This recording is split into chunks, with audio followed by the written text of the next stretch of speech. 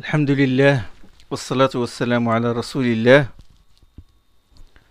Nous sommes dans le septième dars, septième leçon. Après la mort du prophète sallallahu alayhi wa sallam, l'époque des califes bien guidés et des compagnons en général est une continuité de l'époque du prophète sallallahu alayhi wa sallam. À cette époque, le pays musulman s'est élargi avec les conquêtes. Et les compagnons s'étaient dispersés partout dans le monde. À cette époque apparu le consensus, l'ijma'. Les grands compagnons, comme les califes, ils réunissaient les autres compagnons quand ils n'arrivaient pas à résoudre un problème. Et s'ils se mettaient d'accord sur un point, ils l'adoptent.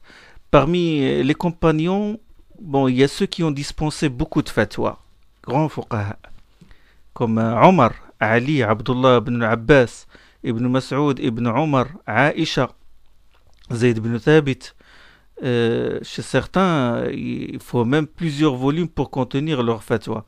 Les moyens dans la fatwa sont Abu Bakr, c'est-à-dire ceux qui ont dispensé moins de fatwa, sont Abu Bakr, Uthman, Anas ibn Malik, Salama, Abu Sa'id, Al-Khudri, Abu Musa Al-Ash'ari, Abu Huraira. Et puis l'ensemble des compagnons, ils ont fait peu de fatwa, une dizaine, comme Abu Darda, Abu Yusr, Hafsa, Habiba, Abu Dhar, Abu Ayyub al-Ansari, Ubay ibn Ka'b. L'époque suivante, celle des tabi'in, qui est le prolongement de l'époque des compagnons. Cette époque est caractérisée par l'apparition de grands savants, des sept fuqaha surtout, les sept juristes de Médine. Ces sept juristes étaient vraiment la référence dans la jurisprudence. Les savants et les gens recouraient à eux. Ils sont les savants les plus célèbres de Médine. S'ils sont d'accord sur une question, on dit que cette question fait l'accord unanime des sept jurisconsultes. Ibn Qudama en parle souvent dans le Mourni. Ces sept fuqaha sont Sa'id ibn al-Musayyib, Urwa ibn Zubayr, Kharija ibn Zayd, Sulayman ibn Yasar, Abu Bakr ibn Abdurrahman ibn al-Harith ibn Hisham, Ubaydullah ibn Utba ibn Mas'ud, et Al-Qasim ibn Muhammad ibn Abi Bakr. Quand ils sont d'accord sur une question, ils lui donnent une certaine autorité, c'est-à-dire qu'il a du poids. L'époque des compagnons et des tabi'in, sont apparues deux écoles, l'école du Hijaz et l'école de l'Irak. L'école du Hijaz se trouve à la Mecque et à Médine. Le cheikh de cette école à la Mecque est Abdullah ibn Abbas. Parmi ses élèves qui se sont illustrés dans le fiqh, c'est Taous, Ikrima, Mujahid ibn Jabr, Saïd ibn Jubayr et autres. Le cheikh de cette école à Médine, à savoir l'école de Hijaz, c'est Abdullah ibn Omar. Parmi ses élèves, Nafi', Salim, son fils, Saïd ibn al-Musayyib. Cette école s'appuie sur la riwaya, sur le texte, le Coran et la Sunna. La deuxième école, c'est celle de l'Irak. Son cheikh est Abdullah ibn Mas'ud. Ses élèves, les élèves d'Abdullah ibn Mas'ud, il y a Alqama ibn Waqqas, Ibrahim al-Nakha'i. Cette école était très stricte, très rigoureuse dans la question de la transmission des hadiths. Elle exigeait des conditions très strictes pour l'acceptation d'un hadith. Pourquoi ? Parce que l'Irak a connu l'apparition des sectes chiites, les khawarij, les qadarites, les murji'a, et beaucoup de partisans de ces sectes inventent des hadiths qui appuient, pour appuyer leur doctrine, ils inventent des hadiths, ils profèrent des faux hadiths. Le fondateur de cette école, comme j'ai dit, c'est Abdullah ibn Mas'ud. Il a suivi la voie de Omar dans sa longue méditation sur les questions où il n'y a pas de texte clair et dans ses déductions. Vous savez, Omar, il prenait beaucoup de temps, il consultait les compagnons. Parfois, il ne répondait à une question qu'un mois plus tard, comme a dit l'imam Sha'bi. Il était très strict aussi en matière du hadith. Par exemple, prenons l'exemple du hadith, d'un hadith rapporté par le Bukhari, Muslim, qui dit qu'Abu Musa al-Ash'ari s'est mis près de la porte de Omar ibn al-Khattab et a demandé la permission d'entrer 3 fois. Mais Omar ne répondit pas. Abu Moussa alors s'en alla. Omar le rejoignit, lui demanda, lui dit pourquoi n'es-tu pas rentré? Il lui a répondu j'ai entendu le prophète sallallahu alayhi wa sallam dire quand l'un de vous demande l'autorisation d'entrer et qu'à la troisième fois il ne lui permet pas d'entrer, il doit s'en aller. Omar lui dit si tu ne me ramènes pas quelqu'un qui a été témoin de ce que tu viens de dire, je te punirai. Abu Moussa radiallahu anhu se rendit à une assemblée des Ansar, des auxiliaires médinois, qui se trouvent dans la mosquée, et leur raconta ce qui lui est arrivé avec Omar. Abu Saïd al-Khudri, qui était le plus jeune de l'assemblée, l'accompagna chez Omar et lui dit qu'il a entendu le même hadith du prophète sallallahu alayhi wa sallam. Omar alors dit à Abu Moussa, il lui a dit sache que je n'ai pas conçu de doute à ton sujet, mais je craignais seulement que les gens ne disent n'importe quoi sur l'envoyé d'Allah sallallahu alayhi wa sallam. Il craignait que les gens ne rapportent des mensonges sur le compte de l'envoyé d'Allah.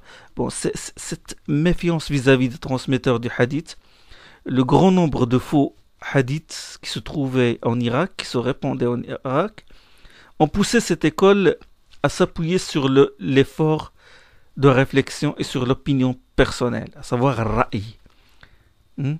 C'est le ra'i qui a été adopté par la suite par l'école hanafite. Quand on dit cette école s'appuie plus sur l'opinion personnelle que sur les preuves scripturaires, à savoir madrasat al-ra'i. Bon, la quatrième étape est celle des tabi'in mineurs. Cette étape est appelée l'étape du tadwin. Le tadwin, c'est la réunion de la jurisprudence et des données traditionnelles dans les livres et leur codification. Bon, il commence du début du 2e siècle de l'Hégire et se termine à la moitié du 4e siècle de l'Hégire. C'est l'âge d'or de la science du fiqh. À cette époque, les règles de jurisprudence ont été réunies dans des livres. Et il est apparu aussi la science des usul fiqh. C'était vraiment l'âge d'or du fiqh. De grands imams sont apparus, de grands mujtahids. Ils sont les fondateurs des écoles de jurisprudence. Ashab al-Madahib. Les plus éminents d'entre eux sont Layth ibn Sa'd en Égypte, Al-Awza'i au Sham, en Syrie, l'imam Shafi'i à la Mecque, Sufyan ibn Uyayna à la Mecque, Malik à Médine, Abu Hanifa à Al-Koufa, Sufyan al-Thawri à Al-Koufa, Ahmed ibn Hanbal à Bagdad, Ibn Jarir Tabari, le célèbre exégète Ibn Jarir Tabari à Bagdad, Abu Thawr à Bagdad, Ishaq ibn Rahawayh à Nisabur, Daoud ibn Ali, c'est le fondateur du Madhab Zahirit à Bagdad, et Hassan al-Basri à Al-Basra. Ces imams avaient chacun une école, Madhab. Ils avaient chacun établi des règles et avaient leurs propres avis. Toutes ces écoles ont connu un déclin, sauf 4 écoles. L'école Hanafite, Malikite, Shafi'ite et Hanbalite. L'école Zahirite, il est resté quand même à une certaine période et il en reste quelques savants aussi dernièrement. Bon, pourquoi seules 4 écoles ont subsisté? Pourquoi? Parce que ces 4 imams avaient des élèves, ils avaient des disciples qui ont enregistré leur savoir et l'ont transmis aux générations qui les ont succédés, contrairement aux autres imams. Les autres imams, après leur mort, ils n'avaient pas d'élèves qui retenaient d'eux leur savoir et le proposaient et le développaient. D'où l'importance des élèves, c'est très important. Quoiqu'aujourd'hui, on commence à réunir certains avis de ces imams-là, comme par exemple, il y a une risala qui s'appelle Ara al-Layth ibn Sa'd al-Fiqhiyya, les opinions de jurisprudence de Layth ibn Sa'd, mais il demeure des livres, des simples livres, quoi. La 5e étape est celle de la stagnation. Si vous voulez. La 5e étape, c'est la stagnation et la décadence. Elle commence à la moitié du 4e siècle de l'Hégire. C'est vers les 350 les années 350 de l'Hégire. À cette époque, la science du fiqh a stagné et n'a pas évolué. Cette époque est caractérisée par les muqallidin. C'est à cette époque-là qu'est apparue l'imitation servile. Ils suivent à la lettre les enseignements d'une école sans recourir aux preuves scripturaires. Ils ne recourent ni au Coran ni à la Sunna. Et il est apparu ta'assub, l'attachement inconditionnel à un madhab. Il n'est apparu qu'au IVe siècle. Et bon, il y avait l'entêtement, l'obstination à défendre les avis, quitte à être même des avis contraires au Coran et à la Sunna. À cette époque aussi sont apparus des fuqaha qui ont appelé à la fermeture de l'ijtihad. Grave aussi, revendication grave. À la fermeture de l'ijtihad. Bon, tout ce qui a été écrit comme livre de jurisprudence, c'était juste des murtasar, des abrégés d'anciens livres. Il n'y avait pas vraiment grand-chose. Non, quoique normalement il y avait de grands savants. Cette époque ne manquait pas quand même de savants mujtahid, mais ils étaient peu nombreux, comme Ibn Qudam al-Maqdisi, l'imam al-Nawawi, Ibn Taymiyyah, Ibn al-Qayyim, Ibn Hajar, al-Asqalani, al-Izz ibn Abd al-Salam, comme Ibn Daqiq al-Eid, l'imam al-Shatibi. Bon, après cette étape, bien sûr, est venue la dernière étape, c'est l'époque de la Renaissance actuelle. Elle a commencé à partir du XIVe siècle de l'Hégire. La science du fiqh, elle a commencé à se revivifier. On commença à appeler à rejeter l'attachement inconditionnel au madhab. On commença à rejeter les limitations serviles. Et comme ça revenir à la source pure du Coran et de la Sunna. Ce qui a aidé à cette renaissance, c'est que les savants se mettaient à se consacrer au takhrij. Takhrij, quand ils étudiaient un livre de jurisprudence ou de tafsir, d'exégèse, ils cherchaient les références de chaque hadith et de chaque athar, de chaque tradition d'un compagnon. Ils cherchaient les chaînes de transmission, les rapporteurs, puis ils voient si telle tradition, tel hadith est authentique ou faible, et mettre le lien entre la qualification juridique ou le statut ou le jugement et le dalil, la preuve scripturaire, contrairement à l'époque qui a précédé où les fuqaha donnent hukm sans revenir aux preuves. Ce qui a contribué aussi à cette renaissance, c'est les techniques actuelles, les imprimeries de plus en plus sophistiquées, l'internet, les livres, les cours sont devenus à la portée de tout le monde. Les universités se sont multipliées. Et, alhamdoulilah, bon, il est apparu aujourd'hui ce qu'on appelle l'ijtihad collectif, qui n'existait pas auparavant, comme le Majma' al-Fiqhi, l'islami, Hay'at Kibar al-Ulama. Bon, des savants éminents sont apparus à cette époque, comme Mohamed Amin Shanqiti, comme Abdurrahman ibn Sa'di, comme Sheikh Nasr al-Albani, Ahmed Shakir, Sheikh Ibn Uthaymin, Ibn Baz, Ibn Jibrin, des savants indiens aussi, l'A'zami, Mubarak Fouri, Hayat Sindi, d'autres savants. Bon, après cet aperçu, si vous voulez, sur les étapes historiques du fiqh, bon, nous allons commencer par les madahib qui existent jusqu'à aujourd'hui en vigueur, à savoir les 4 madhab. Et on va commencer par le madhab d'Abu Hanifa, rahimahullah. Abu Hanifa al-Nu'man ibn Thabit al-Koufi. Il est né en 80 de l'Hégire et il est mort en 150 de l'Hégire. Il était ascète. La fonction du juge lui fut proposée, mais il refusa et fut même emprisonné à cause de cela. Il gagnait sa vie par le commerce.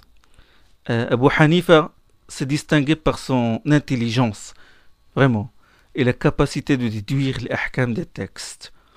C'est vraiment quelqu'un grand faqih. Il a appris la science de son cheikh Hamad ibn Abi Sulayman. Il l'accompagna durant environ 18 ans et s'est inspiré beaucoup de son savoir dans ses recherches et ses déductions. Hamad ibn Abi Sulayman étudia chez Ibrahim al-Nakha'i Ibrahim Nakha'i, c'est le savant qui s'est inspiré des enseignements de l'école d'Ibn Mas'ud, radiyallahu ta'ala an.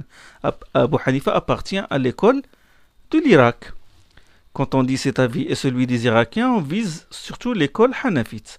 Et ceux qui lui ont, l'école hanafite, bien sûr, et ses successeurs, ceux qui lui ont emboîté le pas dans le fiqh. Cette école s'appuie dans son ijtihad et ses déductions sur l'opinion personnelle et le raisonnement analogique, qiyas, et sur ra'i. C'est pour cela que Abu Hanifa fut qualifié de l'imam des gens du ra'i.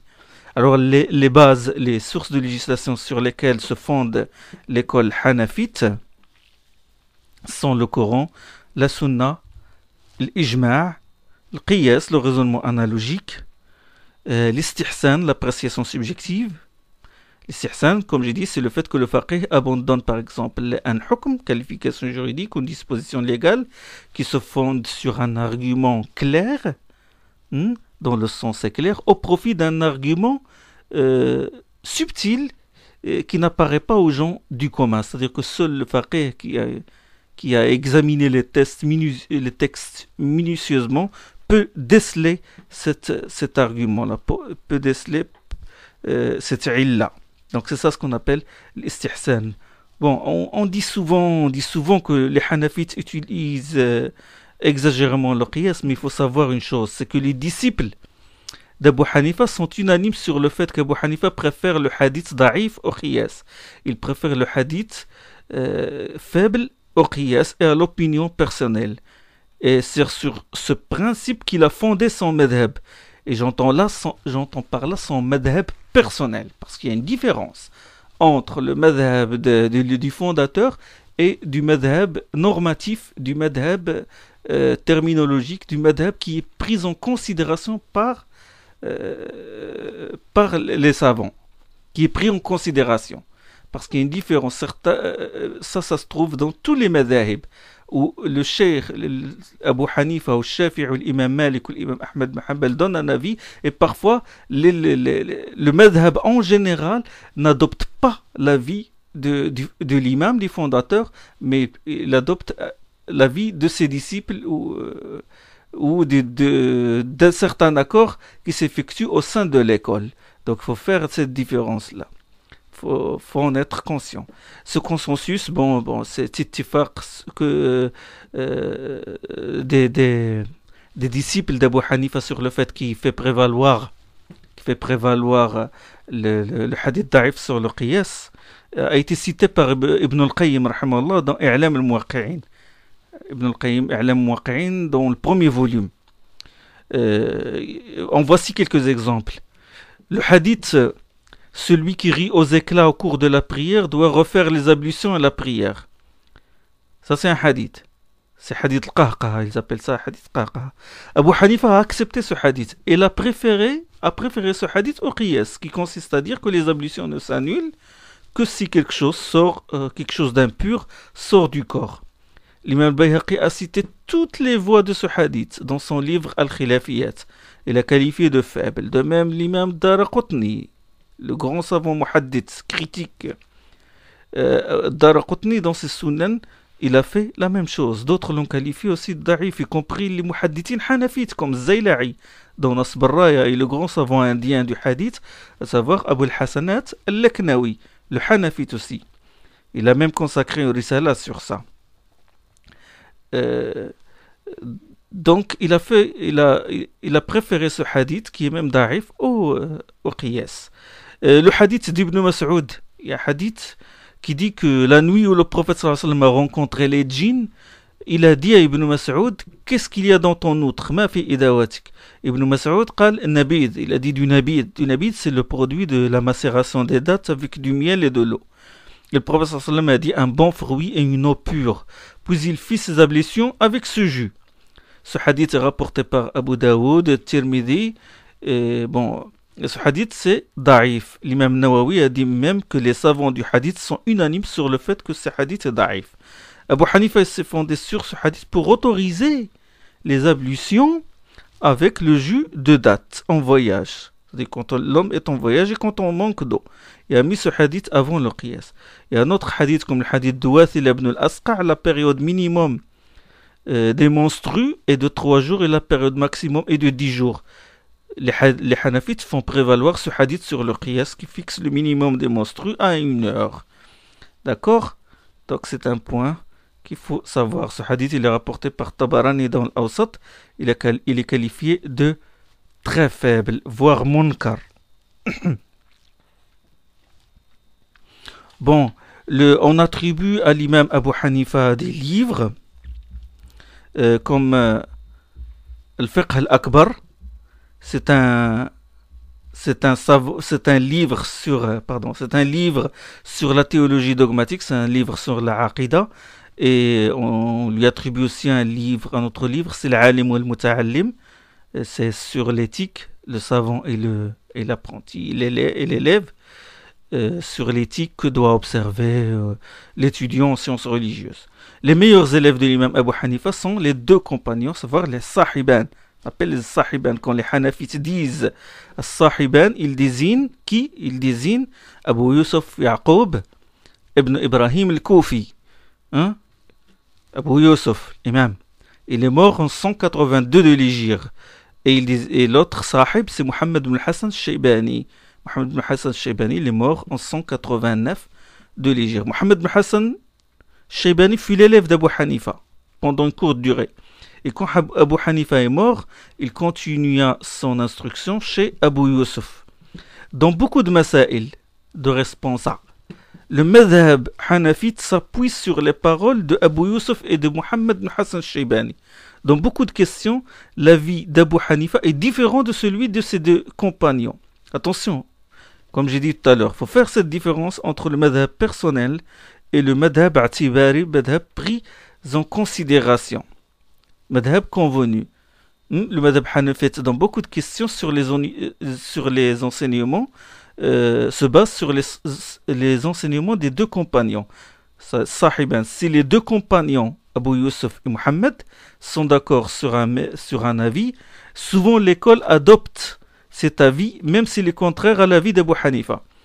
Les 2 sahiban ont eu des avis différents de ceux d'Abu Hanifa dans presque le tiers du madhab, comme le souligne le savant hanafite, le grand savant Ibn Abidin, dans Al-Hashiyah, Hashiyat Ibn Abidin. Les exemples sont très nombreux. Notons 2 exemples. L'imam Mohammed ibn Hassan al-Shaybani, il rapporte dans son Muwatta. Mohammed ibn Hassan, il a un Muwatta. Dans son Muwatta, il dit quant à Abu Hanifa, qu'Allah lui fasse miséricorde, il jugeait qu'il n'existe pas d'office de la prière dans l'istisqa. L'istisqa, c'est la prière dérogation, c'est-à-dire la prière de l'imploration de la tombée de la pluie. Il dit tandis que nous, il parle de lui, dans le madhab, nous soutenons que l'imam doit présider une prière de 2 rak'at, puis il fait des invocations, puis il retourne ses vêtements. Abu Hanifa jugeait qu'il n'existe pas de prière dans le istisqa, il n'y a que le dua. Deuxième exemple, c'est Issam ibn Yusuf, qui est un des collègues de l'imam Mohammed ibn Hassan al-Shaybani et l'un des disciples d'Abu Yusuf, a plusieurs fois émis des fatwas contraires aux avis d'Abu Hanifa, quand il voyait que les avis d'Abu Hanifa ne s'appuient pas sur des arguments solides. Et c'est pour cela qu'il levait ses mains quand il faisait le recours et quand il relevait du recours. Vous savez, comme le pauvre hadith authentique est même mutawatir, on peut même dire qu'il est mutawatir, rapporté par plusieurs chaînes de rapporteurs. Il y a même 20 hadiths là-dessus. Dans celui-là, Abu Humayd al-Sa'idi a fait la prière devant 10 compagnons, leur décrivant comment le prophète sallam faisait la prière, et il a levé les mains lors du recours, et quand il l'a relevé du recours, et ils l'ont tous approuvé. C'est un hadith rapporté par Al-Bukhari. Donc il faut faire une distinction, comme j'ai dit, entre le madhab personnel et le madhab pris en considération. Cela est valable pour tous les madhab.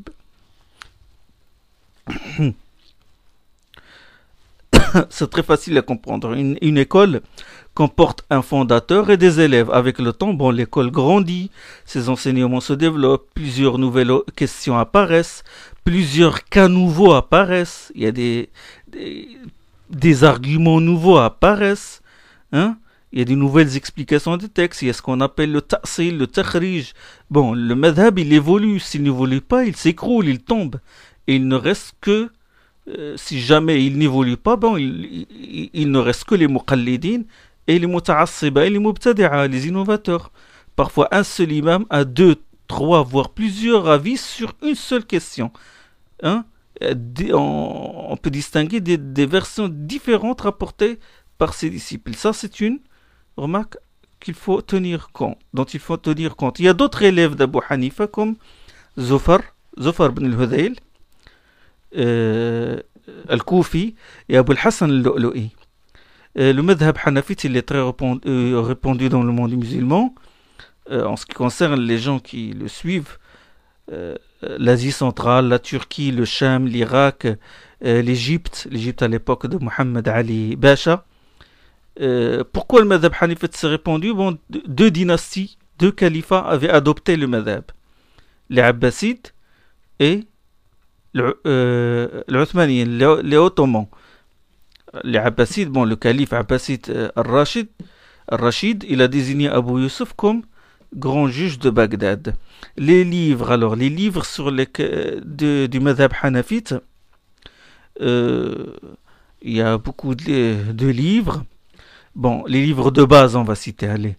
Les livres de base, Kutub Zahir al-Riwaya. Les livres de base du madhab hanafite sont Kutub Zahir al-Riwaya. Ces livres ont été écrits par Mohammed ibn al-Hassan al-Shaybani. On les appelle usul. Ce sont les usul, les bases. Dans la majorité de ces masail, de ces responsables, questions, le madhab revient à ces livres. Beaucoup de livres des Hanafites, on trouve l'expression suivante, cela est cité dans Kutub Zahir al-Riwaya. Ils sont au nombre de 6. Il y a le Jami' al-Saghir, le Jami' al-Kabir, Siyar al-Kabir, Siyar al-Saghir, Al-Ziyadat et Al-Mabsout. Ces livres sont réunis dans un seul livre qui s'appelle Kitab al-Kafi. Bon, il y a d'autres livres, comme par exemple celui de l'imam Shams al-Din, ou Shams al-A'imma al-Sarkhasi. Il a écrit un livre, il s'appelle Mabsout. Il est autre que le Mabsout de Mohammed ibn Hassan al-Shaybani, dans lequel, il a expliqué un livre qui s'appelle Kafi. C'est un ouvrage en 30 volumes. Ce qui est étonnant, c'est que cette explication, il l'a dictée en prison. Si tu lis ce livre, tu vas rester perplexe. Il y a cité les avis des savants, dans leurs termes exacts, les hadiths, les preuves de chaque savant, les avis de Shafi'i, et de l'imam Malik, de l'imam Ahmed, parce qu'il est venu après l'imam Sarkhasi. Vraiment une encyclopédie dans le fiqh hanafite. Et il l'a dicté, c'est-à-dire de sa mémoire, sans lire, sans recourir au livre, sans se référer de sa mémoire, et en prison. Et le livre commence comme suit. قال الشيخ الإمام الأجل الزاهد شمس الأئمة أبو بكر محمد بن أبي سهل السرخسي رحمه الله ونور ضريحه وهو في الحبس بأوزجند إملاء. Il l'a cité alors qu'il se trouvait dans la prison. Il l'a cité, il l'a dicté comme ça, de sa mémoire. C'est un savant du 5e siècle de l'Hégire, le début des années 400 de l'Hégire. Parmi les livres sur lesquels se fonde le madhab hanafite, Mukhtasar al-Quduri. Et l'un des grands livres sur lesquels se base aussi, c'est Bada'i' as-Sana'i' fi Tartib al-Shara'i'. Là, c'est un livre vraiment très intéressant. Et ce livre, il est très connu dans le madhab, très instructif. Il est très bien ordonné. On dirait même livre du 14e siècle, de ce dernier siècle, parce que vraiment, il a une méthodologie pédagogique. Et bon, ce livre-là a été fait par Ala ad-Din al-Kasani. S'appelle Bada'i' as-Sana'i' fi Tartib al-Shara'i'. Comme autre livre, il y a Kitab al-Hidayah, Sharh Bidayat al-Mubtadi' li Burhan ad-Din al-Marghinani, il y a Fath al-Qadir li Kamal ibn Humam, il y a Sharh al-Kifaya على الهداية لجلال الدين الكرلاني الخوارزمي، كتاب البناية للعيني، عمدة القاري. Bon, ce sont il y a beaucoup de livres. Passons maintenant au madhab malikite. Alors, le fondateur de ce madhab est Malik ibn Anas al-Asbuhi. Il est né en 93 de l'Hégire et il est mort en 179 de l'Hégire. Donc, il était contemporain d'Abu Hanifa. Seulement l'imam Malik n'a jamais quitté Médine. Bon, sauf pour le pèlerinage vers la Mecque, contrairement aux autres savants qui voyageaient à la recherche de la science. La raison de cela est qu'il y avait beaucoup de savants à Médine. Il y avait beaucoup.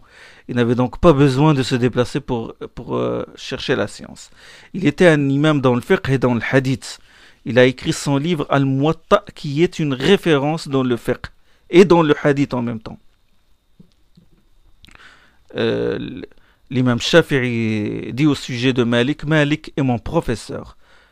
De lui, j'ai pris la science et il est l'argument entre Allah subhanahu wa ta'ala et ses créatures. Bon, huwa al-hujja. Personne, bon, là, il a loué l'imam Malik. Il a dit: personne n'a de faveur sur moi si ce n'est Malik. Bon, Shafi'i est bien sûr un des élèves de Malik. Et on rapporte de beaucoup de ceux qui l'ont vu, Malik, il raconte qu'il était grand, beau, blanc, aux yeux bleus. Il avait du charisme, il inspire la crainte, de la révérence. Malik, il a appris la science chez beaucoup de cheikhs. Parmi ces cheikhs, les plus éminents, les plus connus, Rabi'a ibn Abdullah ibn Abd al-Rahman, qui est connu sous le nom de Rabi'at al-Ra'i. Et comme autre cheikh de l'imam Malik, il y a Abdurrahman ibn Hormuz. Il a étudié aussi chez Nafi'. Nafi', c'est la franchise d'Ibn Omar. La chaîne de transmission où Malik rapporte le hadith de Nafi', lequel le rapporte d'Ibn Omar, on l'appelle quoi? Comment on l'appelle? As-Silsila al-Dhahabiyya. Il est appelé la chaîne d'or. Il a pris aussi la science de l'imam Zuhri, du grand Zuhri. Et il rapporte des hadiths de Zuhri, lequel le rapporte de Salim, lequel le rapporte d'Ibn Omar. Cette chaîne est aussi appelée chaîne d'or. Les sources de législation du madhab malikite sont le livre, la sunna, l'ijma', la vie du compagnon. Dans beaucoup d'endroits de son Muwatta, Malik tire argument des paroles des compagnons, contrairement au madhab hanafite. Et la pratique médinoise, amalu ahli al-Madina. Comme autre source, c'est la pratique médinoise. C'est le point par lequel le madhab malikite se distingue des autres madhabs. L'imam Malik tire argument de la pratique des gens de Médine. S'il voit une pratique qui est d'usage courant à Médine, il lui reconnaît une valeur normative. Il la prend pour argument. Bon, bien sûr, les autres savants, la plupart des savants des autres madhab, ils ont réfuté cette thèse et ils ont opposé aux malikites plusieurs objections. Ils ont dit: écoutez, quelle est la différence entre les gens de Médine et les gens de Cham, et les gens aussi de l'Irak? Si vous dites qu'il y avait les compagnons à Médine, au Cham aussi il y avait des compagnons, à l'Irak aussi il y avait des compagnons. Bon, ça c'est bon, c'est ce qui fait distinguer Malik des autres fondateurs de madhab. Comme autre source de législation, c'est la question de Sadd al-Dhara'i'. Sadd al-Dhara'i', c'est la fermeture de la porte à tout ce qui peut frayer le chemin à une infraction. Le madhab malikite, il adopte cette source-là, cette base. Il l'appelle Sadd al-Dhara'i'. C'est l'élimination des incidences préjudiciable, la fermeture de la porte à tout ce qui peut frayer le chemin à une infraction. L'imam Malik est strict sur ce point. Quand il sait qu'un acte licite va frayer le chemin à un acte illicite ou à une infraction, comme par exemple une transaction qui peut conduire à riba, à l'usure, ou le mariage pour prendre une femme licite, pour le mariage, le mari fictif, c'est tahlil, c'est ce que les fuqaha s'appellent tahlil, le mariage pour rendre une femme licite à son premier mari, là il est strict. Bien sûr, il y a des preuves du bien fondé de ce principe, comme par exemple la parole d'Allah: ولا تسبوا الذين يدعون من دون الله فيسبوا الله عدوا بغير علم. N'insultez pas ceux n'insultez pas ceux ولا تسبوا الذين يدعون من دون الله فيسبوا الله عدوا بغير علم. N'insultez pas ceux qu'ils insultent en dehors d'Allah, car ils insulteraient Allah par représailles sans la moindre science. Donc, si on insulte les idoles des associateurs, ils risquent d'insulter Allah par représailles. Donc, pour fermer la porte, Allah subhanahu wa ta'ala dit non, n'insultez pas. N'insultez pas ceux qu'ils adorent en dehors d'Allah. N'insultez pas ceux qu'ils adorent en dehors d'Allah, car ils insulteraient Allah par représailles sans la moindre science. On se l'a également, la prière derrière la tombe, interdite par le prophète sallallahu alayhi wa sallam, hein, comme c'est rapporté dans le Sahih de Muslim. Le prophète sallallahu alayhi wa sallam, il a interdit de prier derrière la tombe parce que ça peut frayer le chemin au shirk. Comme autre asl, c'est l'adoption du principe de l'intérêt général, le masalih al-mursala, une chose qui est de l'intérêt des musulmans qui est indiquée par un texte général. C'est ce qu'on appelle ça, le masalih al-mursala. Bon, les disciples. Les disciples de l'imam Malik, l'un des disciples les plus connus de l'imam Malik qui a enregistré sa science est Abdurrahman ibn al-Qasim. La Mudawwana, qui est une référence du madhab malikite, celui qui l'a écrite, c'est Suhnoun, qui est le disciple de Abdurrahman ibn al-Qasim. Abdurrahman ibn al-Qasim est le disciple de l'imam Malik. Et celui qui a écrit la Mudawwana, qui est, comme j'ai dit, la référence du madhab malikite, c'est Suhnoun. Suhnoun a réuni les questions posées par son cheikh à l'imam Malik. Qu'est-ce qu'il a fait, Suhnoun? Toutes les questions que Abdurrahman ibn al-Qasim a posées à l'imam Malik, Suhnoun les a enregistrées. Et les réponses de celui-ci, les questions et les réponses, il les a réunies dans le Mudawwana. C'est un livre en 4 volumes. Dans certaines éditions, vous allez trouver que le livre est attribué à l'imam Malik. Dans d'autres éditions, il est attribué à Abdurrahman ibn al-Qasim. Dans d'autres, à l'auteur qui est Suhnoun. Tout cela est vrai en fin de compte. Parmi les élèves de l'imam Malik, c'est Yahya ibn Yahya al-Laythi. C'est Yahya ibn Yahya al-Laythi qui a rapporté le Muwatta de l'imam Malik. La version la plus authentique du Muwatta est celle de Yahya ibn Yahya al-Laythi. Vous allez trouver beaucoup d'exemplaires de Muwatta dans les librairies. Si vous voulez acheter le Muwatta, choisissez la version, parce qu'il y a d'autres versions. Choisissez la version de Yahya ibn Yahya al-Laythi. Parmi les disciples aussi, c'est Muhammad ibn al-Hakam. Les disciples de l'imam Malik, Muhammad ibn al-Hakam, c'est Muhammad ibn al-Hakam qui a répandu le madhab de l'imam Malik au Maghreb. Alors les livres sur lesquels se basent les références du madhab, le livre le plus connu, le plus célèbre bien sûr, c'est le Muwatta. Dans le Muwatta, l'imam Malik a réuni les hadiths et le fiqh. Il cite des hadiths et expose ses opinions fiqhiyya en jurisprudence. Il existe plusieurs livres explicatifs du Muwatta, plusieurs livres qui ont expliqué le Muwatta, à savoir Tamhid, التمهيد لما في الموطأ من المعاني والأسانيد لابن عبد البر القرطبي, le grand savant Ibn Abd al-Barr de Cordoba, Cordoue, de l'Espagne musulmane. Vous savez, l'Espagne musulmane l'a fourni de grands savants, dont Ibn Abd al-Barr, Ibn Rushd, le Qurtubi, le célèbre exégète du Coran, l'auteur du Jami' al-Ahkam al-Qur'an.